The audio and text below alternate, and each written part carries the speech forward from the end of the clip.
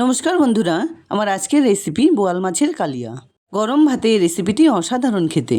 তাহলে চলো সময় নষ্ট না করে দেখে নেওয়া যাক পুরো ভিডিওটা। সবার প্রথমে কড়াইতে পরিমাণ মতো তেল গরম করে নুন হলুদ দিয়ে মেখে রাখা দুটো বোয়াল মাছের পিস ভেজে নিচ্ছি। মাছের পিসগুলো যদি একটু চওড়া আর বড় সাইজের হয় তাহলে কিন্তু একটু সময় নিয়ে লো টু মিডিয়াম ফ্লেমে ভেজে নিতে হবে, তাহলে ভেতর থেকে সুন্দরভাবে মাছ ভাজা হবে। সুন্দর করে মাছগুলো ভেজে নেবার পর তুলে নিচ্ছি। এবার ওই তেলে দিয়ে দিচ্ছি 1 কাপ পরিমাণ পেঁয়াজ বাটা, সঙ্গে দিচ্ছি 2 টেবিল চামচ আদা রসুন বাটা। খুব ভালোভাবে সব কিছু একসঙ্গে করে কিছুক্ষণ কষিয়ে নিতে হবে। এবার এর মধ্যে মিশিয়ে দিলাম একটা বড় সাইজের টমেটো পেস্ট, সঙ্গে দিচ্ছি 1/2 কাপ পরিমাণ কাজু চারমগজ বাটা। কিছুক্ষণ কষিয়ে নেবার পর মিশিয়ে দিলাম পরিমাণ মতো নুন। একটা বাটিতে 1/2 কাপ জলের সঙ্গে 1/2 চা চামচ করে হলুদ গুঁড়ো, জিরে গুঁড়ো, শুকনো লঙ্কা গুঁড়ো, কাশ্মীরি লঙ্কা গুঁড়ো ভালোভাবে মিশিয়ে নিয়েছিলাম, সেটাও ঢেলে দিলাম।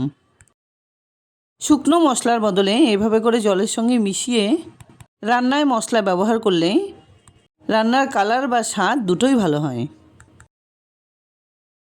গ্রেভিটা খুব ভালোভাবে ফুটে এলে ভেজে রাখা মাছগুলো মিশিয়ে দিলাম। কিছুক্ষণ নাড়াচাড়া করে রান্না করে নেবার পর কিছুটা পরিমাণ গরম মশলা গুঁড়ো ছড়িয়ে দিলাম। এখানে আমি দুটো মাছের পিস দিয়ে রেসিপিটি বানিয়ে দেখালাম।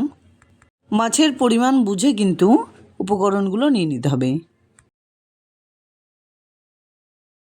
টকবক করে ফুটিয়ে 3-4 মিনিট রান্না করে নেবার পর নামিয়ে নিচ্ছি।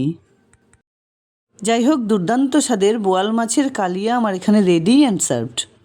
গরম ভাতে যার স্বাদ অসাধারণ। আশা করছি বন্ধুরা আমার এই রেসিপিটি তোমাদের খুব পছন্দ হয়েছে। যদি এতটুকুও ভালো লেগে থাকে তাহলে প্লিজ ভিডিওটাকে একটা লাইক করো, শেয়ার করো ফ্যামিলি ফ্রেন্ডসদের সঙ্গে। আর আমার চ্যানেলে নতুন বন্ধু হয়ে থাকলে প্লিজ চ্যানেলটাকে সাবস্ক্রাইব করে পাশে থাকা বেল আইকনটা ওলে করে দিও, যাতে আমার আপলোড করা সমস্ত ভিডিওর নোটিফিকেশান সবার আগে তোমাদের কাছে পৌঁছে যায়। দেখা হচ্ছে নতুন কোনো রেসিপি নিয়ে। ভালো থেকো, ধন্যবাদ।